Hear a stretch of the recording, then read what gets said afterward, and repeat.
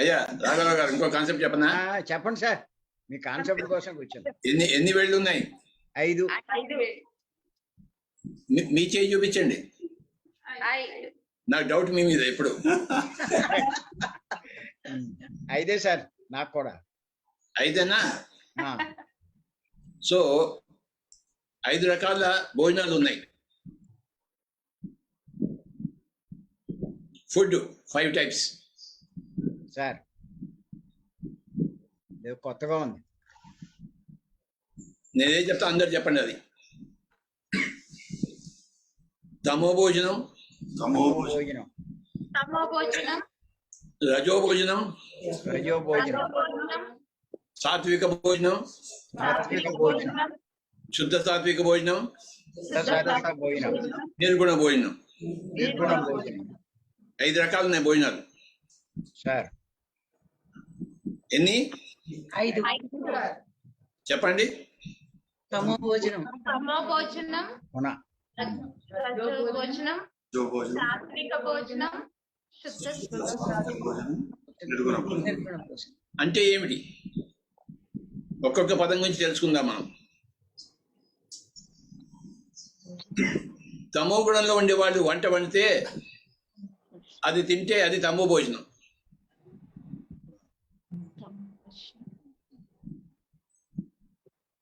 అంటే తమో గుణం అంటే హింసలో ఉండేవాడు.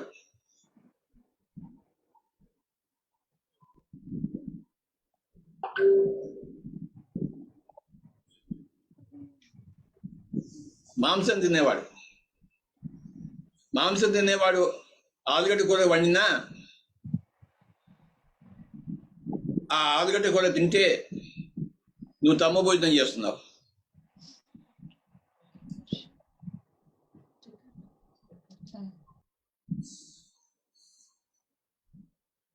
నువ్వు శాకాహారం తింటలేదు, నువ్వు రాక్షస భోజనం తింటున్నావు. ఎందుకంటే ఒక రాక్షసుడు వండాడు దాన్ని.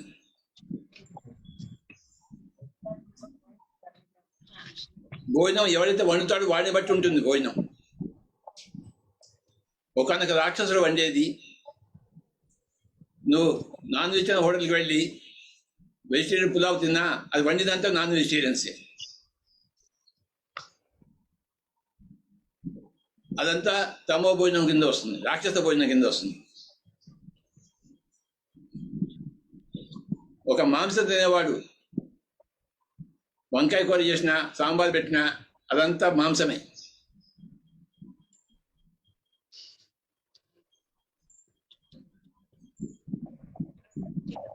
నేను వంకాయ కూర తిన్నాను స్వామీజీ అంటాడు, కానీ ఎవడు వంటాడు దాన్ని?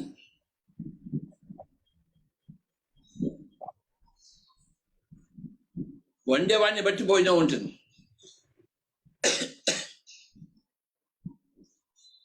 తర్వాత రజోగుణ భోజనం అంటే ఏమిటి? వాడు మాంసాహారి కాకపోవచ్చు, కానీ జబ్బు మనిషివాడు. ఎంతసేపు డబ్బే జీవితం అంటాడు వాడు. అలాంటి వాడు వండితే అది రజోగుణ భోజనం. అలాంటి వాడు వండింది తింటే, వాడు వండింది తింటే నీకు డబ్బు గురించి ఆలోచన వస్తుంది, ధ్యానం గురించి ఆలోచన రావు. ఎంతసేపు నువ్వు కూడా డబ్బు సంపాదిద్దామని చూస్తాడు. ఎందుకంటే నువ్వు అదే అన్నం తిన్నా కనుక. జైసా అన్న వైసా మన్. రాక్షస భోజనం తింటే అది సాంబార్ కానీ వంకాయ కూర కానీ నువ్వు రాక్షసుడే అవుతాడు. డబ్బున్నవాడు వంట తింటే నువ్వు డబ్బున్న వాడివే అవుతావు, నీకు ధ్యానం రాదు. నీకు అది రజోగుణ భోజనం. మూడవది ఏంటంటే సాత్విక భోజనం.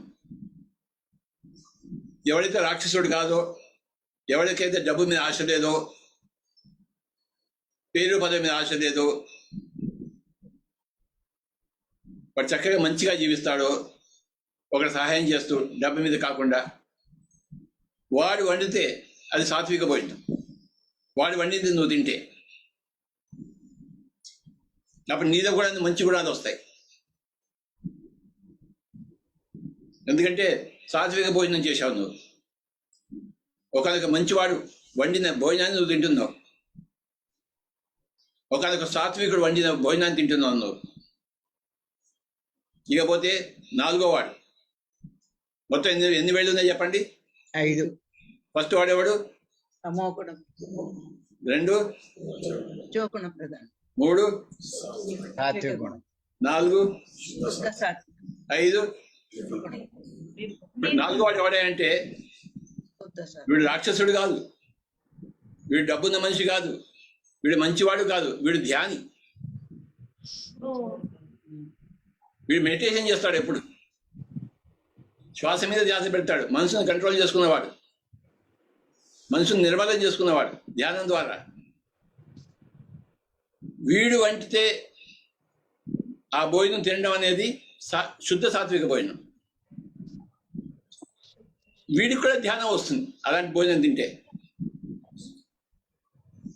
ఎందుకంటే అలాంటి వాడికి వంటాడు కనుక ఆ గుణం వీడికి వస్తుంది. వీడు ధ్యానం చేయడం మొదలు పెడతాడు. ఈ పొద్దు మిగిలిపోయింది నిర్గుణ భోజనం. ఎవడే నిర్గుణుడు అంటే మన రాజ్యలక్ష్మి మేడం నాకు అందరికీ ధ్యానం చెప్పేవాడే నిర్గుణుడు. మిత్రి గారు. పత్రి గారు వండిన భోజనం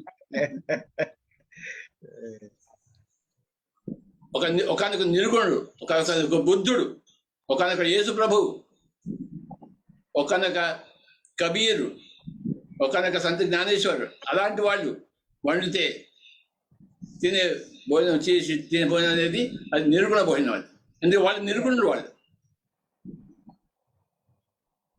నిర్గుణుడు వండిన భోజనం తింటే నువ్వు అది నిర్గుణ భోజనము, నీకు సులభంగా నిర్గుణత్వం వచ్చేస్తుంది. ఇదే కాన్సెప్ట్. ఎలా ఉంది? అనుభవం సార్.